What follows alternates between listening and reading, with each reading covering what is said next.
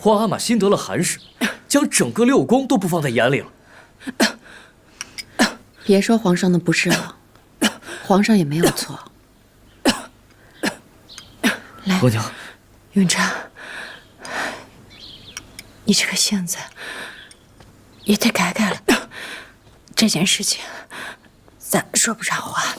怎么说不上话？宫里的娘娘们大多出身世家，皇阿玛迷恋韩氏，冷落六宫，京城的王公贵族们有多少闲话？皇阿玛的圣誉，哪经得起旁人这样的闲言碎语啊？轮不上，轮不上你说话。儿子在皇子中最年长，不能不尽孝道，劝一劝皇阿玛。你住嘴！儿子也是心疼额娘啊！别再说了，姐姐都咳成这样了，你还不快出去！永璋他不懂事儿，你别生气了。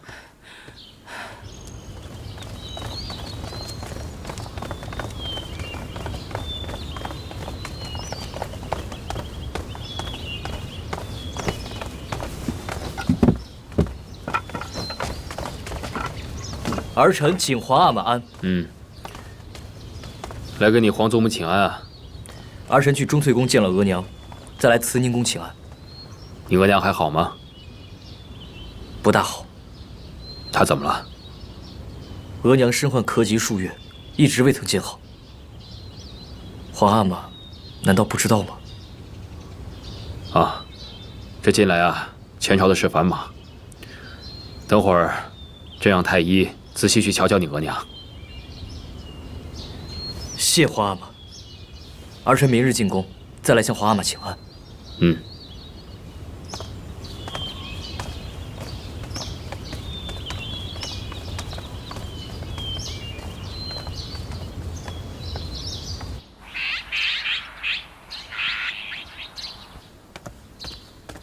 皇上，三阿哥求见。让他进来吧。这。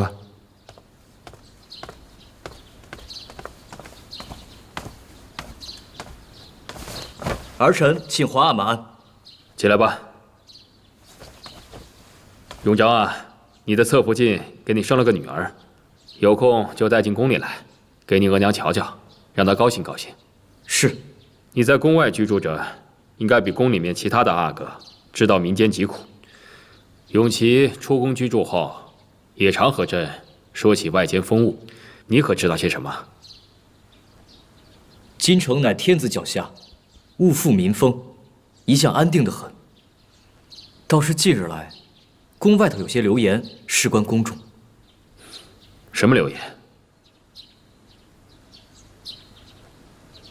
皇阿玛，自从韩氏入宫，京城内外流言纷纷，都说韩氏是妖姬，克夫不说，还魅惑皇上，动摇我大清江山。这等愚民荤话你也听了？皇阿玛，可是民间百姓言之凿凿，更何况王公贵族们同样流言蜚语。他们说，自从韩氏入宫，皇阿玛就为了他冷落后宫，无心朝政，盛世清明就要毁在他的手上。是谁教你这些荤话来藐视君父，余生后宫？皇上息怒了。儿臣不敢。皇阿玛，儿臣也是一片孝心啊！你还敢说？皇阿玛，三阿哥，你早年觊觎太子之位，如今表面安分，实则不轨。皇阿玛，滚！儿臣身为皇阿玛的儿子，皇上息怒，不忍见皇阿玛滚出去！流言污损声誉啊！皇阿玛，再也没有你这个不忠不孝的儿子！儿臣是一片孝心啊！皇阿玛，哎呀，三阿哥，你别说了。儿臣身为皇子，不提才是不忠不孝啊！哎呀，三阿哥，皇阿玛，哎呀，别说了，真的三阿哥。要如此绝情吗？皇阿玛！哎呦，哎呦，三阿哥，您这是何苦呢？我说的都是实话，并无不孝之念。皇阿玛为何这般待我？三阿哥，奴才劝您一句，如今皇上眼里只有承乾宫那位，您何苦去奔这个钉子呢？奴才先送您回去吧，等皇上气儿消了，也许就好了。皇阿玛如此绝情。哎呦，哎呦，三阿哥，你怎么吐血了？快传太医！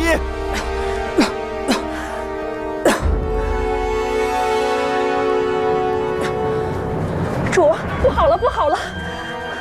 出什么事儿了？养心殿传来的消息说，三阿哥被皇上申斥，受气羞恼，呕了一大口血，人就昏过去了。现在呢？太医已经紧赶着去看了，说三阿哥不易挪动，就住进了协芳殿的旧居。您快去看看吧。贝娇，哎，贝娇，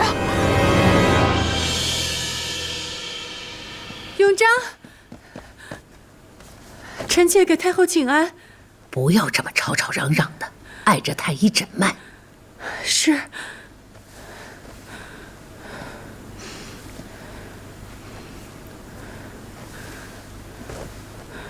回太后的话，三阿哥气怒交加，惊惧之情直冲心脉。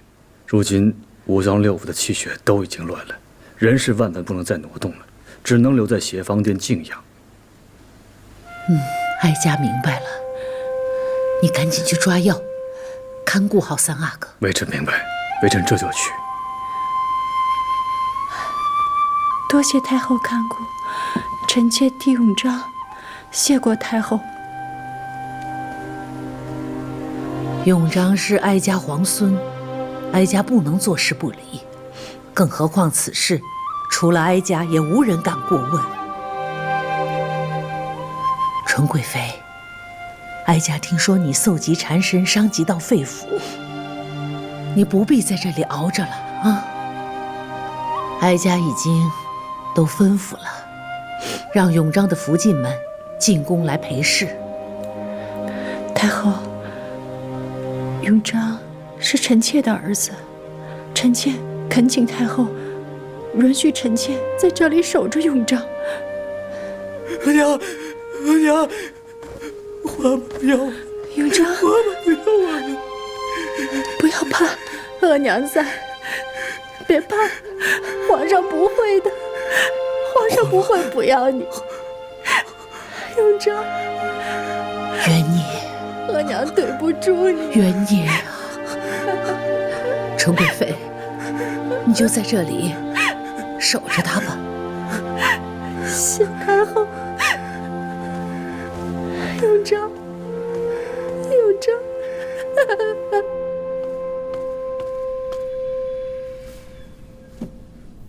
下去吧。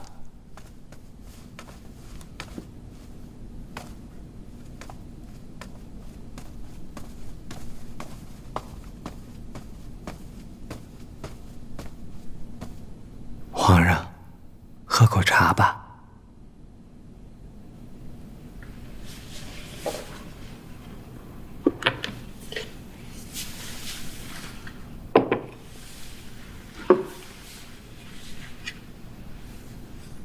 皇上，您一晚上没说话了，定是担心三阿哥。奴才方才去打听了，纯贵妃和太医都守着三阿哥呢。这个逆子，理他做甚？皇上，三阿哥虽然糊涂，但自从在孝贤皇后灵前失礼，被申斥之后，也无大错。这回真不知是怎么了，这般忤逆皇上。朕也在想，是谁会在背后教唆？那总不能吧？三阿哥也这么大人了，还能听谁的呢？纯贵妃。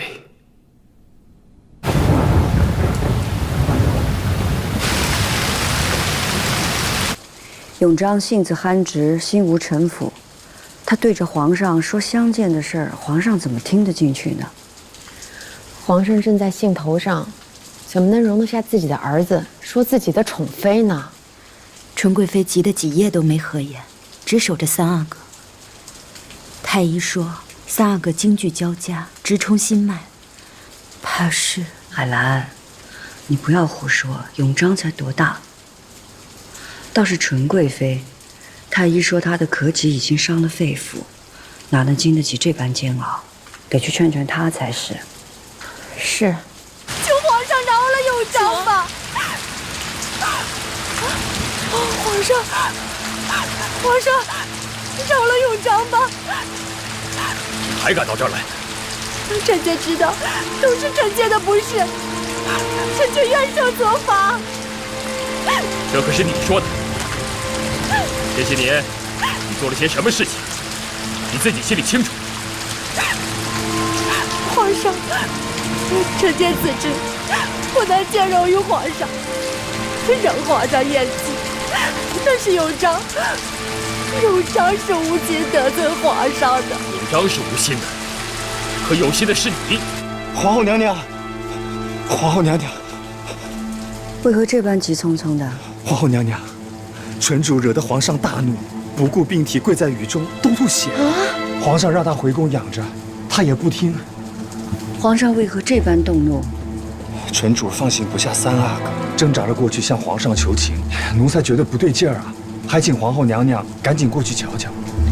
知道了，你先回吧。这，你回钟粹宫照顾着。臣妾知道了。姐姐，这件事情牵扯韩氏在内，一会儿见着皇上，说话要当心。我知道的，我陪你一块儿去吧。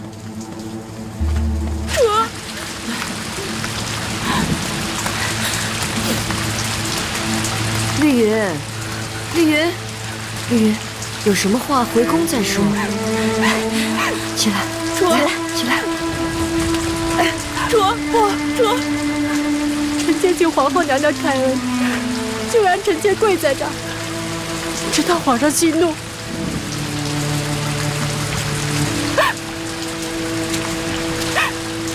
皇上，是臣妾不对，所有的责罚都让臣妾一个人受着吧。皇上，是臣妾教子无方。您对纯贵妃的疑心没有断过。皇上，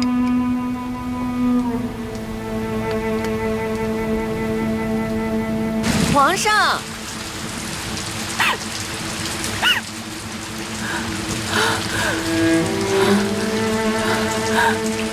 皇上，皇后，此事与你无关，你先回去吧。纯贵妃病中冲撞了您，您就饶恕她吧。朕从未要她在养心殿前现眼，是她执意要如此，这有什么办法？皇上，永璋当时关心臣妾心切，才乱了方寸，冒犯了皇上，是臣妾的错。这当然是你的错，你教子无方，你不能学着当年孝贤皇后教导皇子，你也学人家于妃，人家于妃安安分分当一个好额娘，不像你，心术不正，惹是生非。皇上，臣妾并无此心啊！皇上，你无此心，这是什么？当年素练之死，你和舒家皇贵妃两个人做了多少事情？皇上，珠花的事儿，兴许是舒家皇贵妃嫁祸给纯贵妃的。这珠花是可以再增，但争夺后位是他自己吧？不知道贝芷珍做了多少恶事。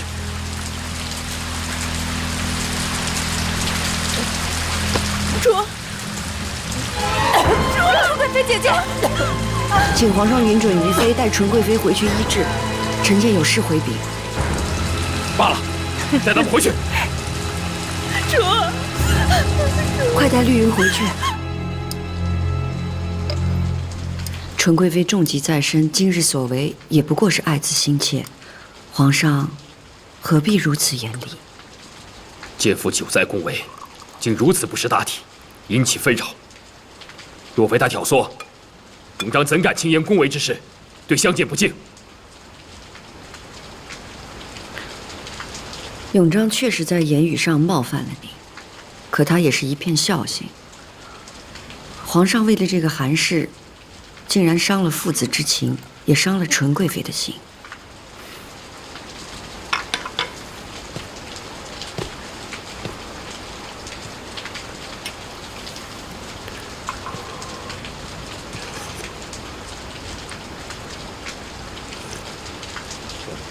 什么茶？朕喝不惯。这是您一贯喝的雨前龙井啊。李玉啊，取朕的沙枣花茶来。这。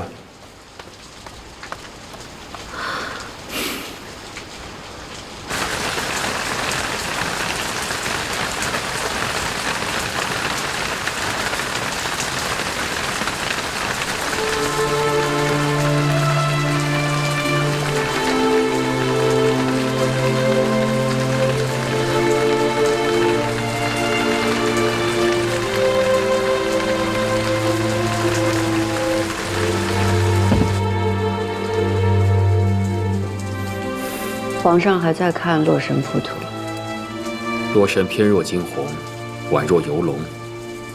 操之清心，痴心可见。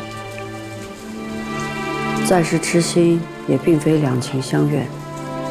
可望而不可得，又有什么意思呢？这个中的滋味，也只有自己知道了。如意啊，你也尝尝这沙枣花茶，味道甘甜润喉，朕很是喜欢。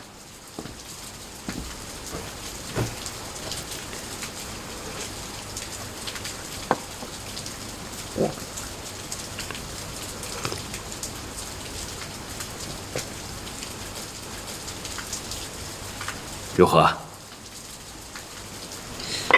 沙枣花出自韩部，是韩氏的最爱，皇上是爱屋及乌。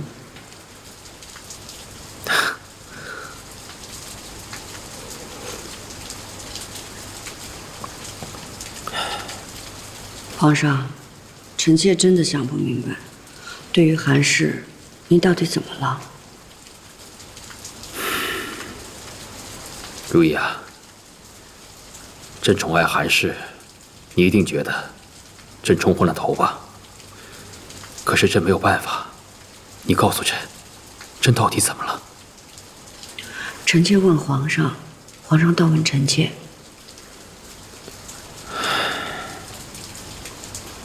朕可以征服一个凶蛮的部族，可却征服不了一个女人的心呢。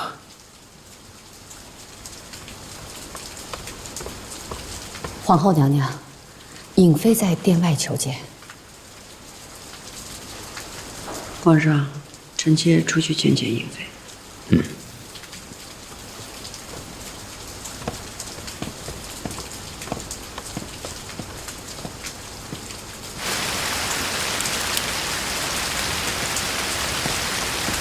给皇后娘娘请安。何事？皇后娘娘，嫔妃们都去了翊坤宫门前跪着，一是为纯贵妃母子抱屈，二是希望皇上可以送走韩氏。皇后娘娘，臣妾不愿以此要挟皇上，但看到纯贵妃如此，也觉得唇亡齿寒。或许皇后娘娘可以从中想到法子，既可以安慰纯贵妃，也可以平息此事，不要越闹越大。你回去吧，本宫会想法子处置。想什么法子啊？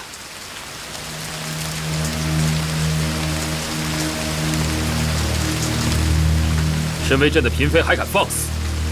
他们喜欢跪就由着他们跪，看他们能跪多久。皇上，既然您出来了，臣妾就大胆直言，嫔妃们都跪在皇后娘娘宫门口，确实行为失当，但那都只是因为要替纯贵妃母子抱不平，更是因皇上对韩氏的痴恋魔障而起。颖妃，你也这般的大胆？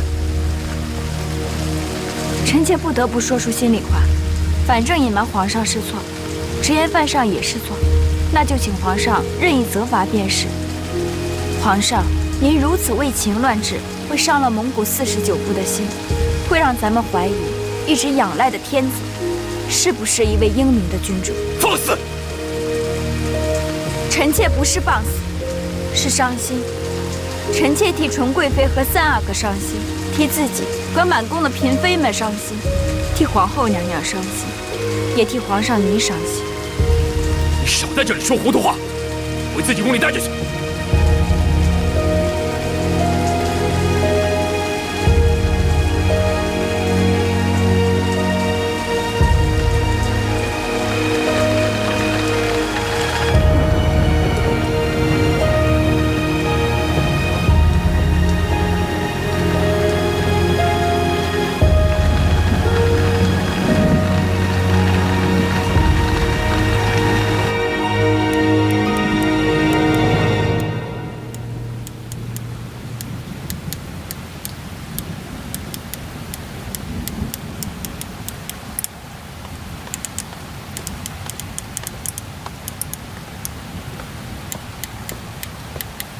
主儿，嫔妃们又都去翊坤宫门口跪着了，说是要请皇上让您出宫呢。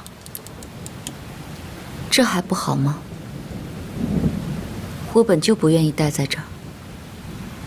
他们若可以把我归出宫去，我才高兴。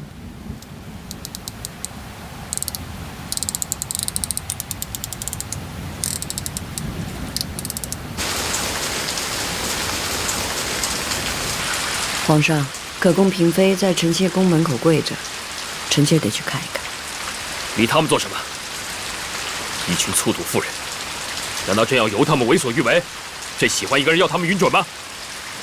要跪让他们跪，就算他们跪着，朕也不会送韩氏出宫。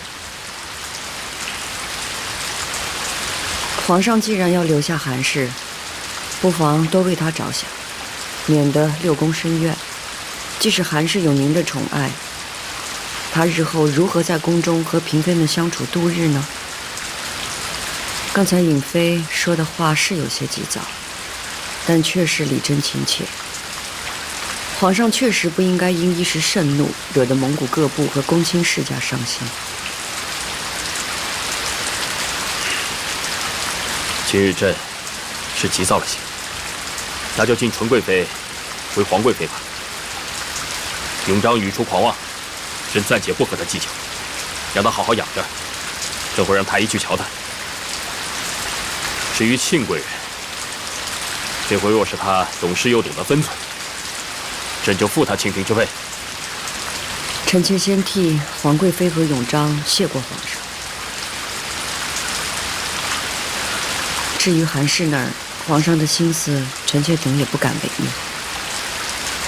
但请皇上为韩氏着想，不要再有过分急躁之举，免得六宫不宁。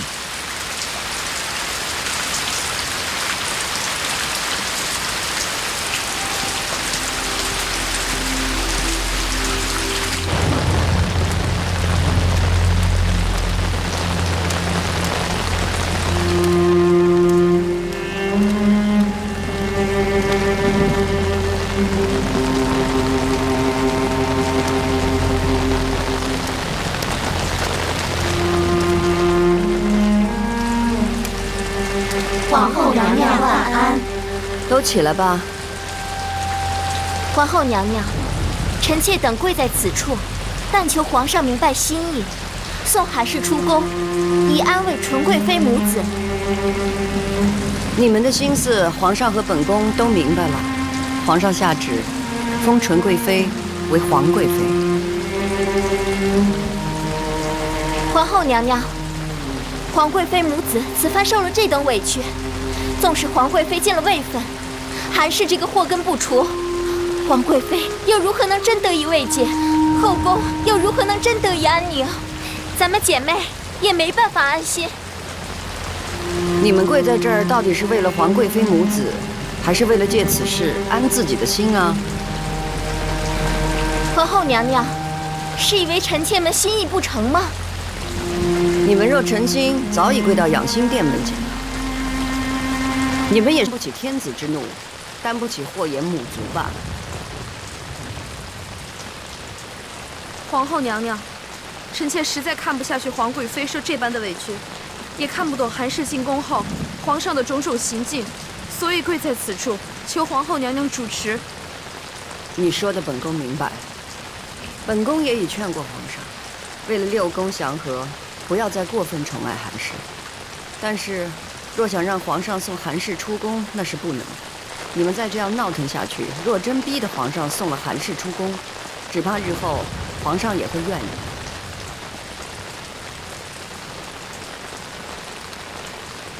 庆贵人，皇上口谕，若你懂进退，即刻复你庆嫔之位。皇上圣明，臣妾谢恩，立刻回宫闭门思过。你们都起来吧，本宫去看看皇贵妃。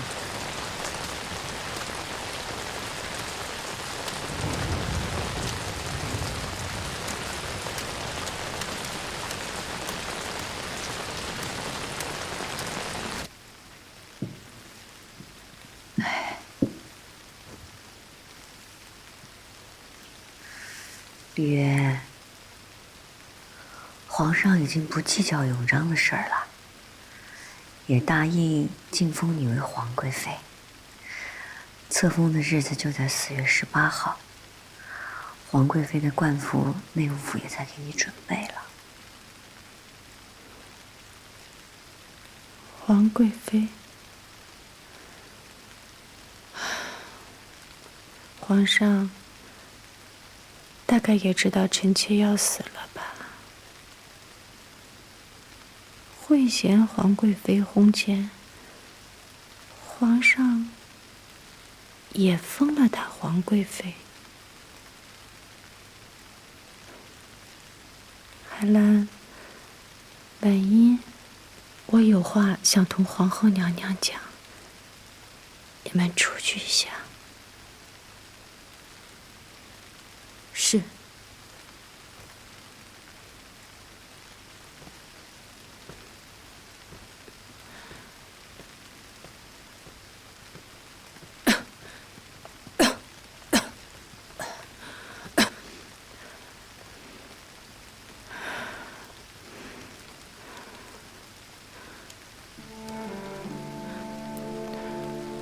皇后娘娘，臣妾知道自己活不了多久了，是臣妾罪孽太深，连累了自己的孩子。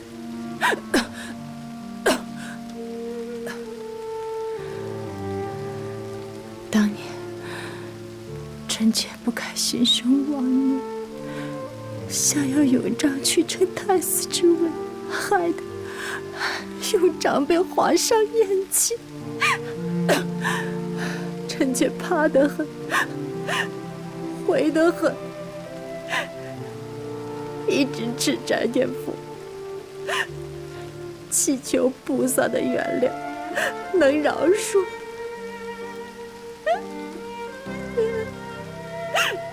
宝仪，宝仪，宝仪还是来了。好了，先养好身子，先养好身子，先养好身子，想想你的儿女，宽心以待日后。也好，若以臣妾一死，赎了所有的罪孽，换回皇上对永璋的原谅，臣妾心甘情愿。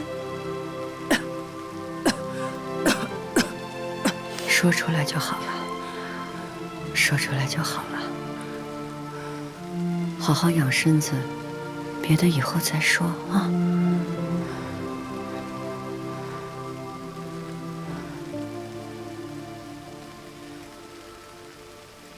永璋，以相见的性子留在宫中，也只会格格不入。如今嫔妃们一闹，相见往后在宫里只怕会有局域。朕留意这个地方很久了，你要加紧整修。奴才已经在办了，皇上放心。朕就是要把最好的东西给他。奴才告退。皇上，和靖公主求见。让他进来。这。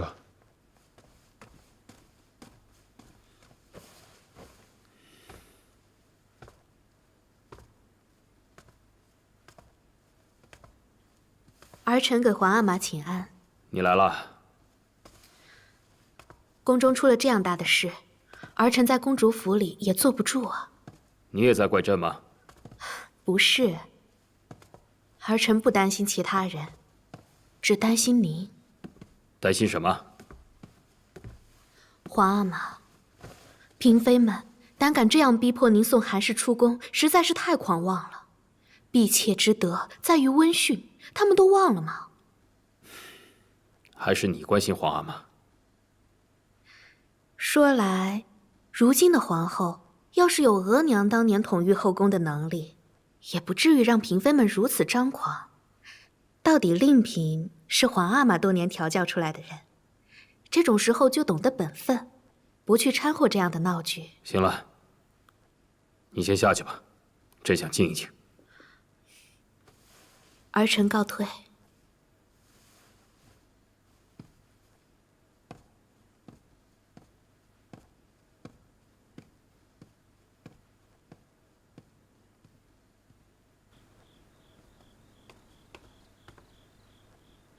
皇上，您好些个日子没翻牌子了。朕到令嫔那儿去。皇上，令嫔娘娘才刚遇袭，还不适宜侍寝。朕就是去看看令嫔，怎么了？哎，这。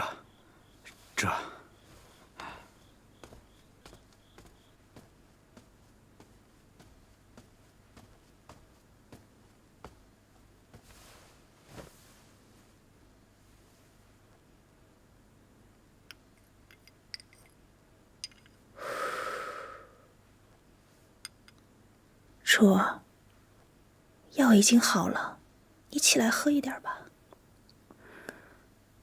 本宫不喝。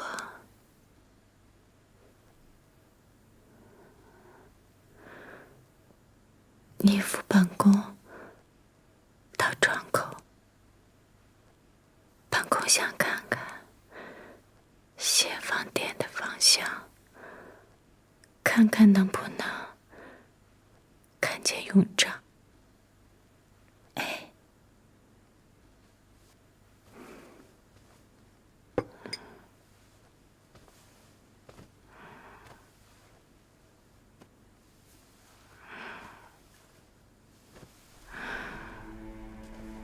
慢点煮。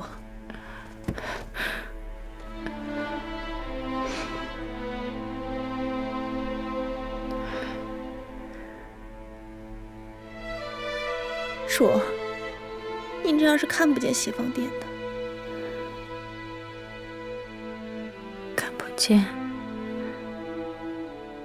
也得看啊。儿子是为娘的命，如今便是让我去协芳殿，我也没力气了。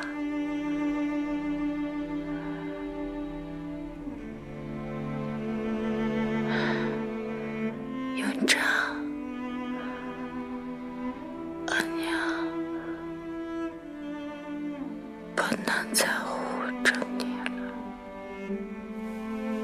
主，你怎么了？主，你别吓我呀！主，来人呐！来人呐！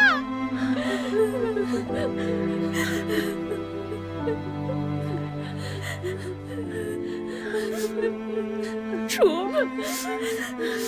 芊芊，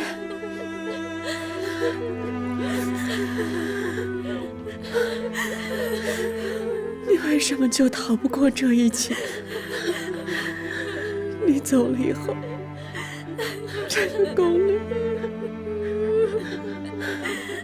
连个能跟我说话的人都没了。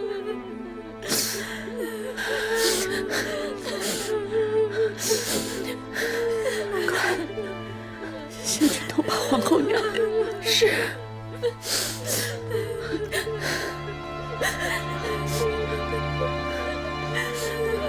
皇后娘娘，我们出轰了。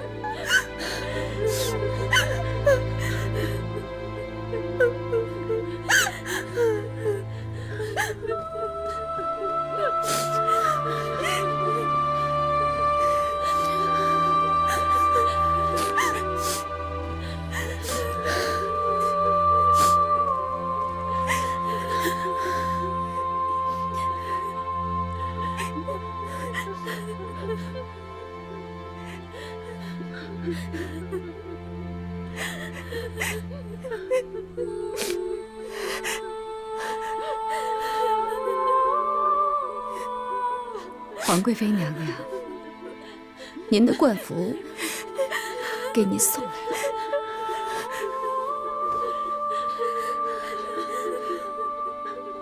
一会儿给绿云换上吧。是。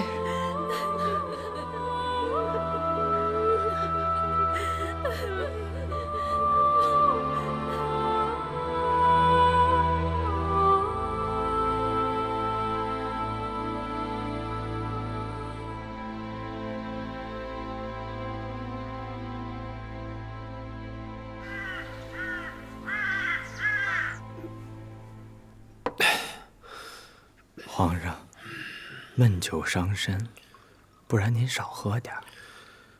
纯贵妃薨逝不到3个月，永璋也跟着薨了。哪怕是朕追封永璋为循郡王，也是于事无补啊。宫中连出丧事，奴才知道皇上伤心。皇上不是连今年的木兰秋显都停了吗？朕就想不明白了。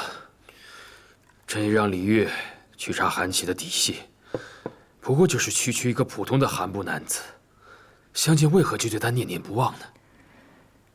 依奴才看呀，这个韩琦，无非是与韩主同族，仗着认识的早。您恕奴才直言，韩主也没见过什么奇伟男子，才让韩琦占了先机罢了。哼！皇上，您让内务府给韩主新制的宫装已经得了，您要过目吗？这宫装真好看，皇上，奴才想啊，韩主穿上一定风姿独到。皇上，您这是？李煜啊，带上这宫装到承乾宫去。这。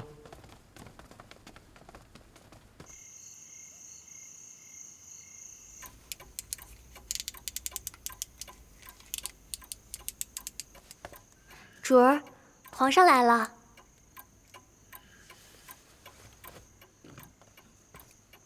你们都下去吧。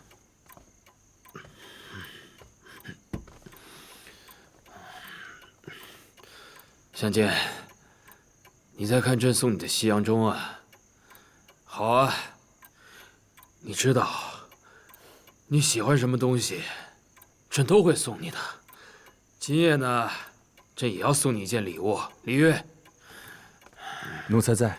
这是朕叫内务府特别为你定制的，朕想着呢，你穿着一定好看，一定风姿绰约，穿上吧啊！我在扶丧，不穿你们的衣服。韩主，这也是皇上的一片心意啊。相见，你要任性也该有个限度。自从你到宫里来，你闹了多少的事情，朕都护着你了，还想怎么样？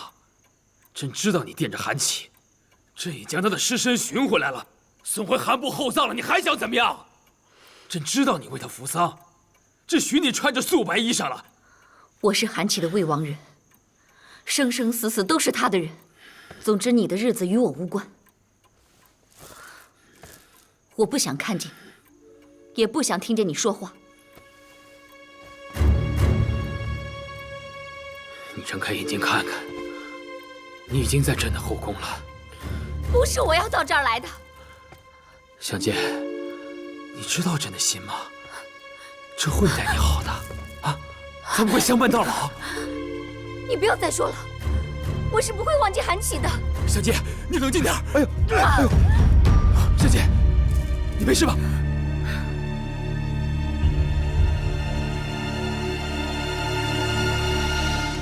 皇上，奴才确实是把承乾宫内所有有可能伤人的利器全部收拾干净了。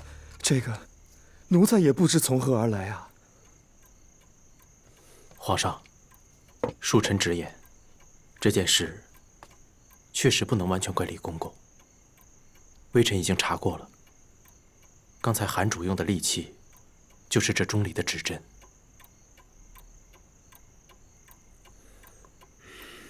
罢了，起来吧。谢皇上。微臣叩见皇上。如何？回禀皇上，微臣已经给韩主把伤口处理干净了。好在伤口浅，要想愈合不难，可要想不留疤，竟是微臣实在是无能。只是眼下韩主情绪激动，他既不肯好好服药，也不肯喝药。微臣只能把药膏留给侍婢，让他们在韩主情绪稳定的时候再给韩主上药。皇上还请放心。皇上，天色不早了，您早点回去休息吧，也好让韩主尽快安置。咱们改天再回来看韩主。今夜的事情，不要告诉任何人。若有人问起，就说相见不慎，划伤了脸。是。走吧。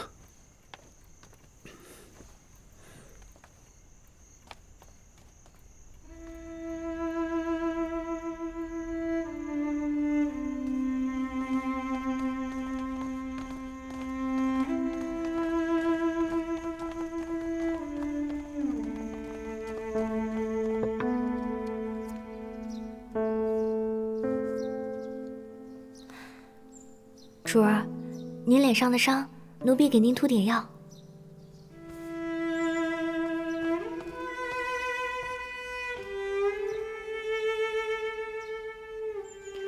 主儿，膳食来了。出去。是。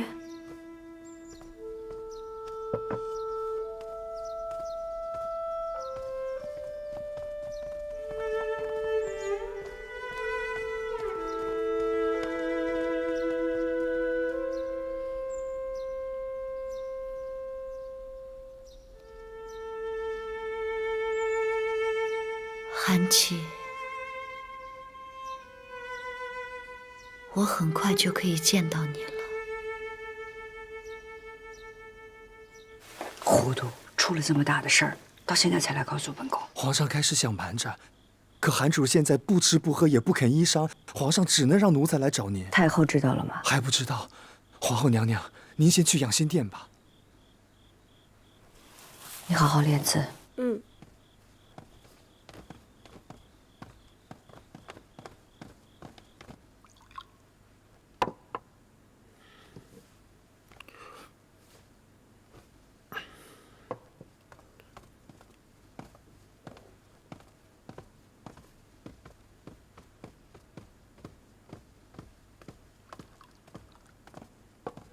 皇上，皇后娘娘来了。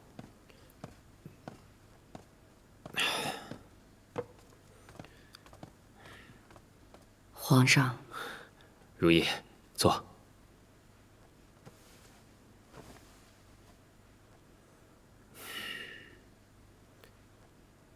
李玉都告诉你了。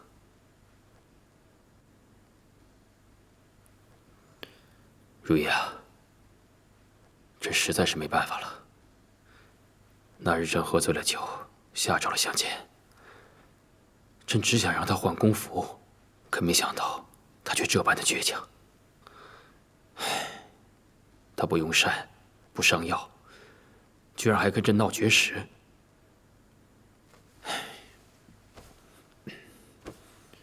朕实在是没办法了，才请你来帮帮朕的。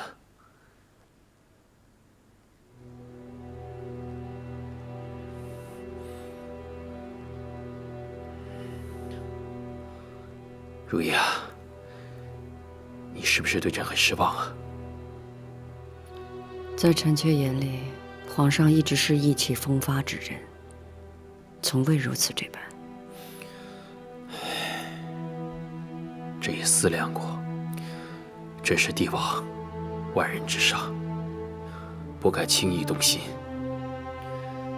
一动心，便会生乱。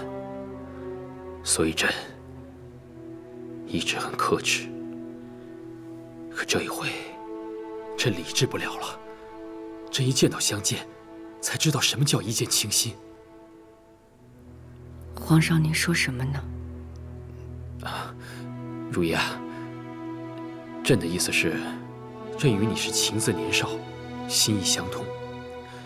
可朕和相见呢，是情系中年，情难自抑。朕从未有过自己得不到的人，相见是唯一一个。朕不想留下遗憾，所以才请你来帮帮朕。皇上一己执念，害得韩氏一心求死。皇上还要如此执着吗？如意啊，朕这一辈子都从未有纵情任性过，你就让朕任性一回吧，就一回，好吗？朕准备了一份礼物，等到假以时日完成了，相信相见会回心转意的。你只要帮朕劝他，劝他活下来，愿意留在朕身边，好吗？韩氏的心思，臣妾又如何左右得了？如意啊，你是朕的妻室，更是朕的皇后，要承担中宫的职责，你得替朕想办法呀。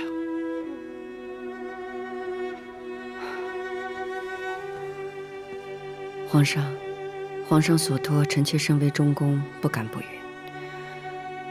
只是臣妾所能做的，仅仅是皇后需要做的而已。臣妾告退。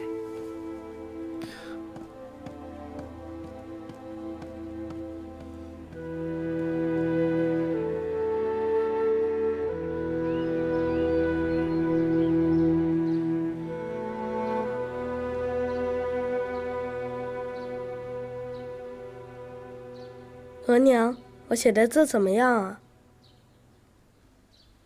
额娘，额娘，你看我写的字好吗？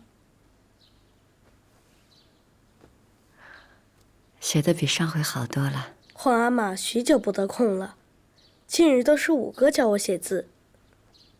五哥的字写得极好，有他教你，自然更好啊。儿子会用功的，我会成为像五哥那样的人的。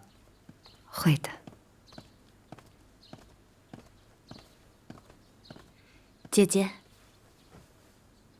姐姐有事找我。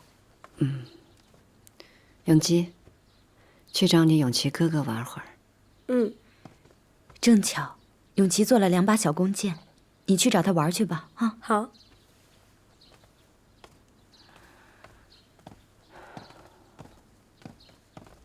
去南阁吧。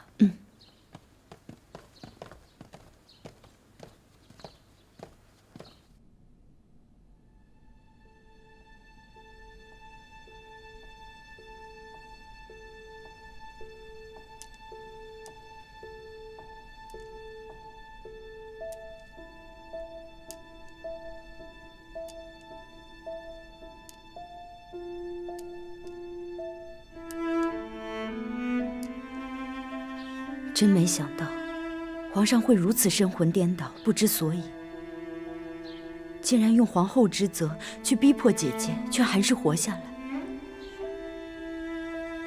皇上对韩氏深情热烈，让我陪着皇上这么多年也未曾见过。我一直以为皇上甚能克制感情，以国事为重，却没想到会如此。看着皇上对他的样子，我就在想，那我和皇上的曾经算什么？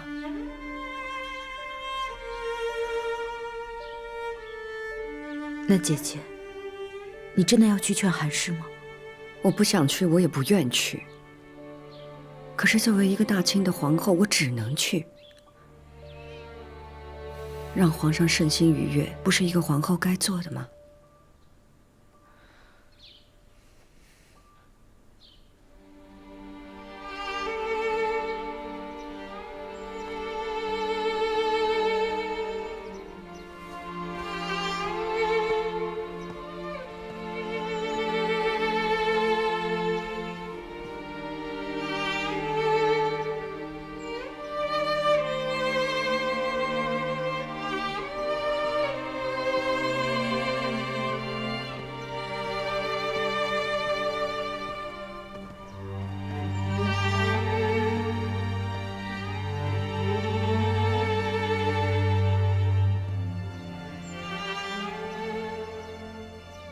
本宫听闻人之将死的时候，会见到他最想见的人。你在等这一刻。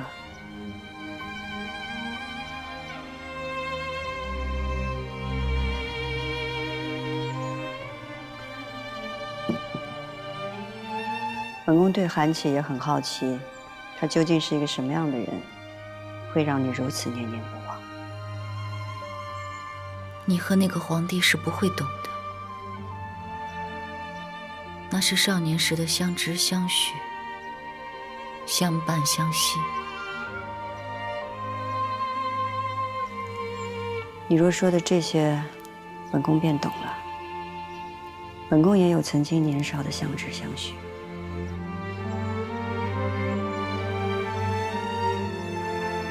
真的吗？真的。只是本宫如今担心，你若是死了，这个世上就再没有人记得韩琦的好了。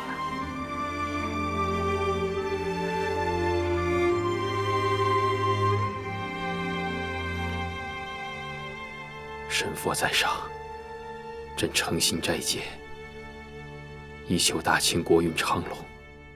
二则，人生在世多年，朕见了，想要纵情恣意，放任一回自己情感的相见，但求上天怜悯，赐他在朕身边，再不分离。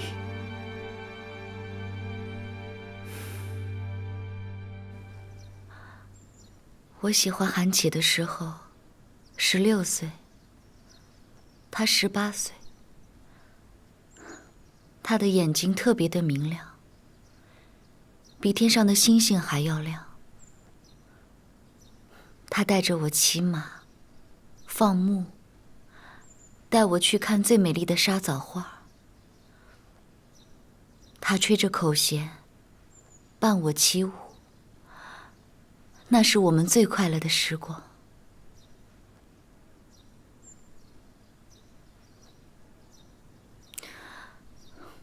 你可知道，我们是真心相许的。我们一起盟誓，彼此钟情，就想在草原上快快乐乐的生活。我们韩部的人，只要发过了誓，就绝对不会反悔的。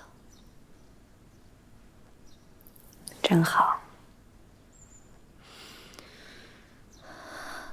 可惜，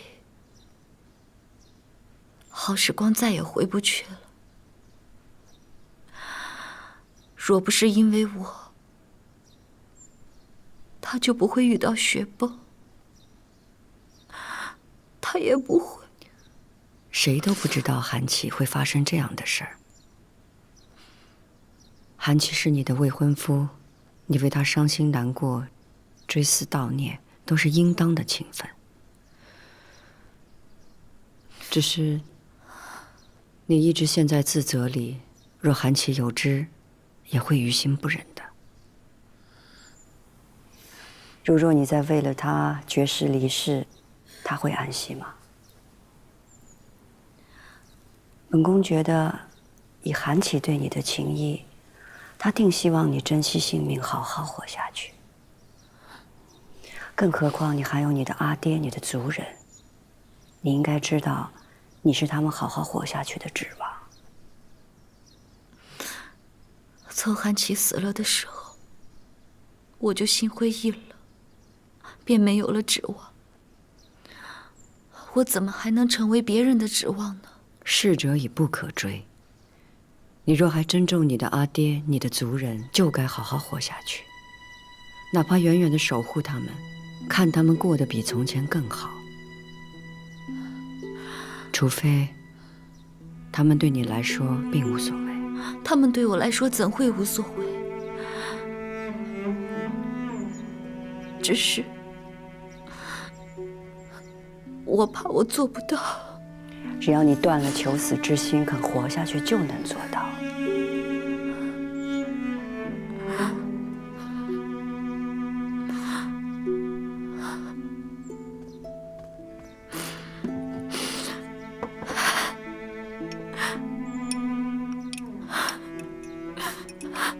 来，喝一口参汤，这样才有精神。为了你阿爹、你的族人，还有韩琦，喝一口。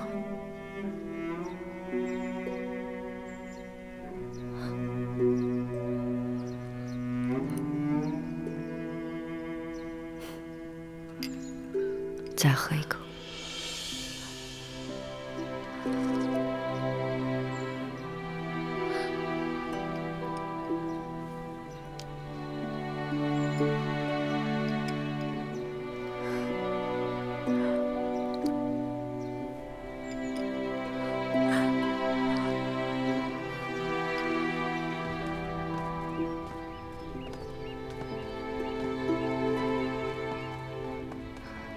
娘娘，出了承乾宫，您就魂不守舍。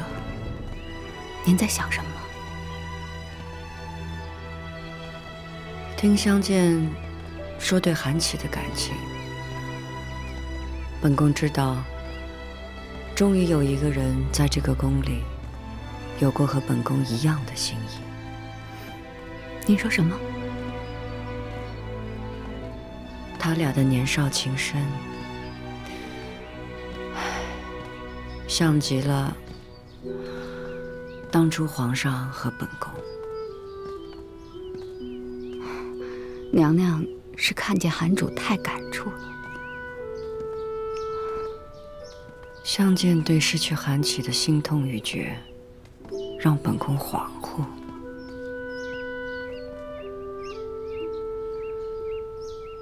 也许本宫也失去了曾经恋恋不舍的少年了。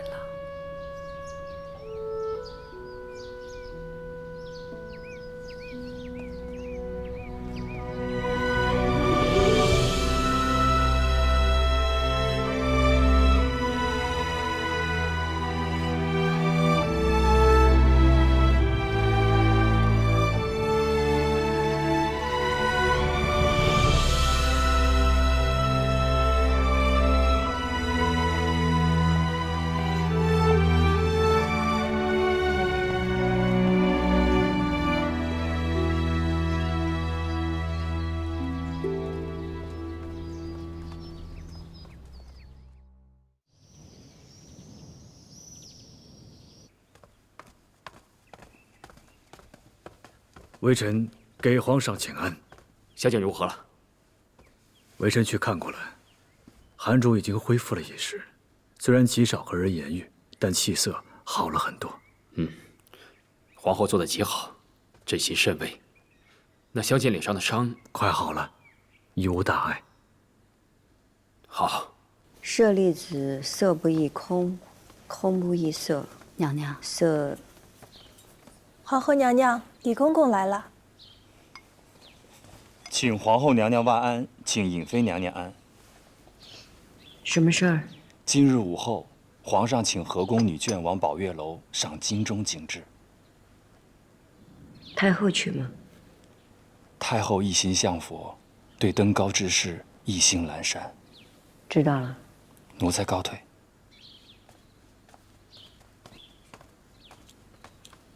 皇上最近喜怒无常，咱们还是不要扫了他的兴致吧。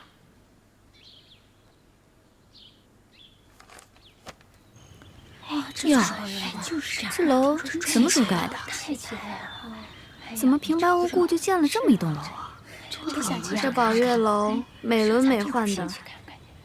皇上让我们来赏美景，也不知一会儿会带我们去何处赏。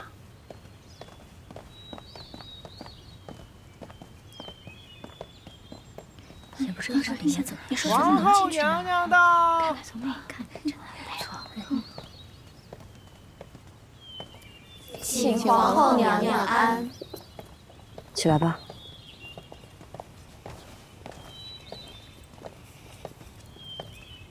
皇后娘娘，诸位主儿，请吧。皇上在楼上。皇上还未到呢。咱们先上去吧。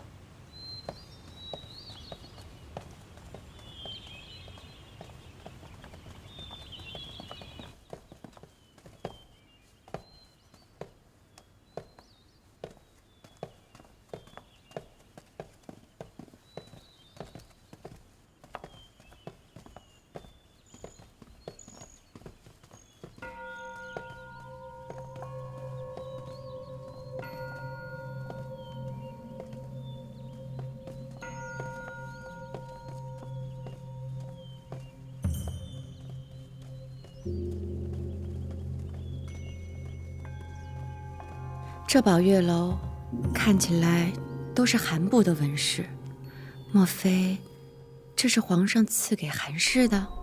他不是有承乾宫了吗？还要这宝月楼做什么？皇上果真如此厚待他吗？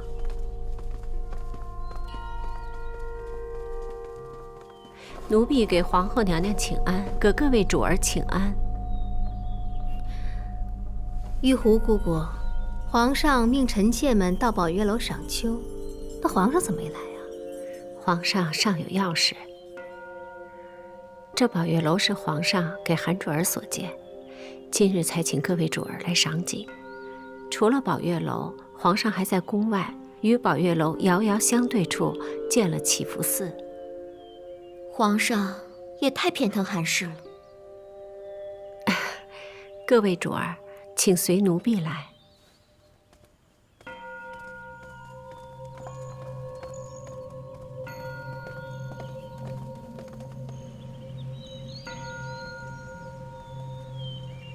各位主儿们，请看，那就是祈福寺。